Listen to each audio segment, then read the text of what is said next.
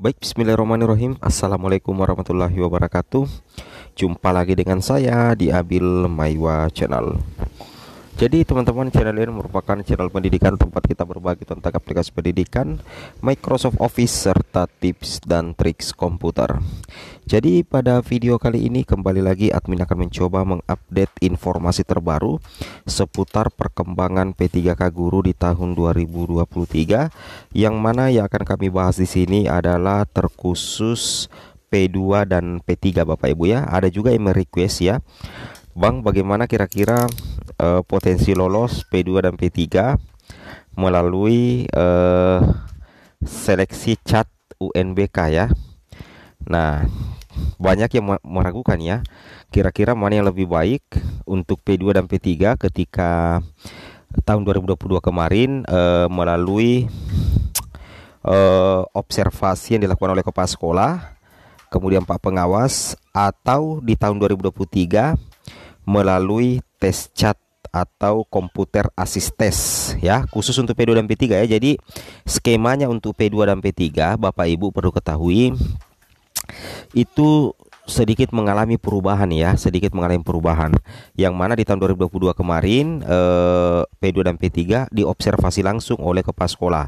Tapi di tahun 2023 sudah tidak diobservasi lagi oleh kepala sekolah, tapi skemanya berubah, yang mana untuk P3K Guru 2023 sebagaimana bahan rakor yang kami dapatkan dan informasi dari Prof Nunuk, bahwa untuk P2 dan P3 itu nantinya akan langsung mengikuti seleksi menggunakan komputer assist test atau CAT.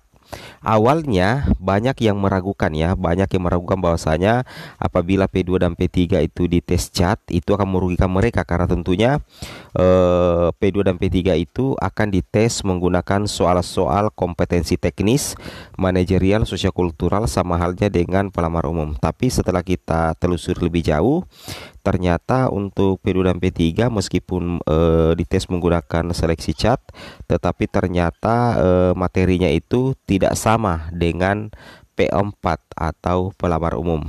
Jadi untuk soal-soal tes CAT untuk P2 dan P3 itu terkait dengan tupoksi sebagai seorang guru, atau menyerupai dengan soal-soal observasi yang dilakukan di tahun 2022. Tapi bedanya nantinya guru-guru yang langsung menjawabnya melalui komputer. Berbeda kalau di P3K Guru 2022 kemarin, yang diobservasi itu adalah guru, tapi yang menjawab adalah kepala sekolah. Kalau kita seperti itu ya. Jadi ini yang coba dirombak oleh pemerintah di tahun 2023 ini Bapak Ibu.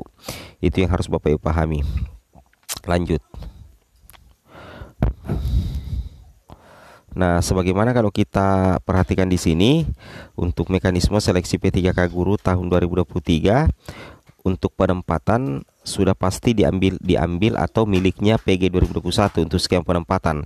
Nah, untuk seleksi menggunakan CAT itu ada dua kategori, yaitu P2 P3 dan P4 atau pelamar umum.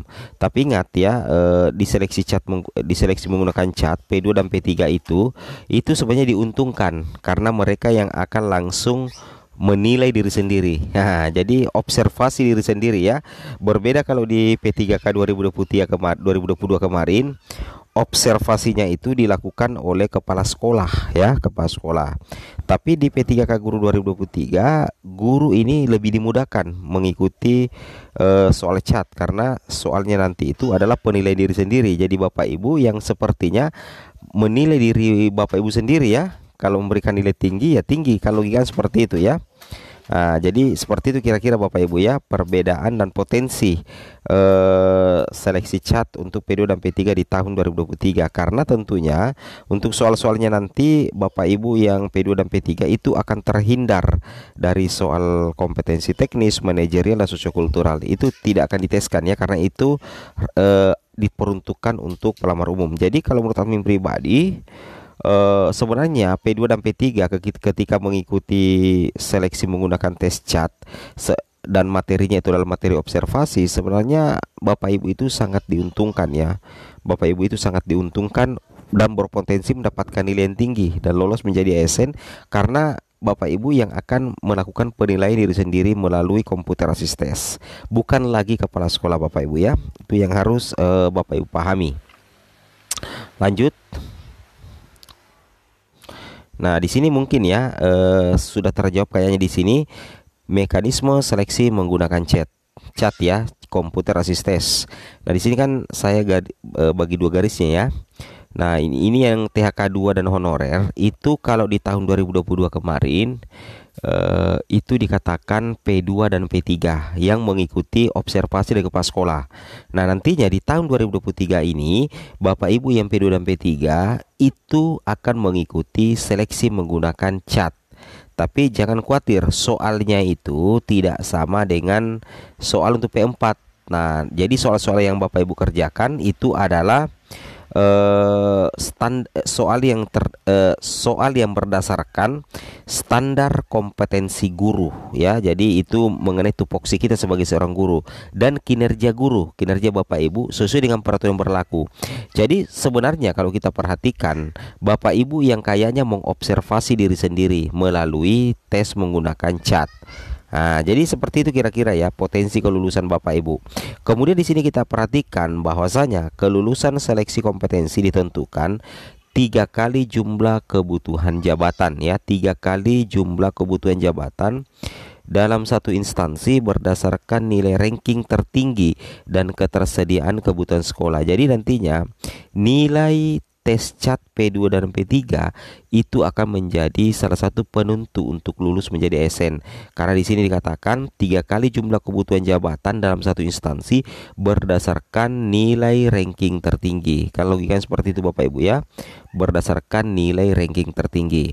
Nah, jadi kalau disuruh memilih sebenarnya lebih potensi mana P2 dan P3 kalau ikut tes CAT UNBK dengan materi soal observasi atau sama dengan tahun 2022 yang diobservasi oleh kepala sekolah. Kalau saya disuruh memilih, mendingan ya kita ikut tes CAT UNBK di P3K Guru 2023 untuk P2 dan P3 dengan catatan materinya itu adalah materi terkait dengan standar kompetensi guru serta kinerja guru, karena ini otomatis secara tidak langsung kita mengobservasi diri sendiri Bapak Ibu ya, kita mengobservasi diri sendiri. Lanjut. Nah, kemudian kita lanjut lagi, ini untuk penempatan P1 ya. Nah, ini yang perlu Bapak Ibu ketahui, sejalan dengan hal itu sebenarnya sudah ada info dari FGP PNS. Nah, saya perbesar, Bapak Ibu bisa perhatikan yang langsung poin kedua yang saya lingkari seperti ini. Di sini dikatakan honorer negeri TMT sebelum Juni 2020, kemudian 2019, 2018, 2017, 2016 sampai 2004 hanya mengikuti tes CAT observasi. Nah, jadi jenis tes CAT Bapak Ibu itu adalah observasi, yang artinya apa? Kegiatan sehari-hari dalam mengajar itu yang dipertanyakan.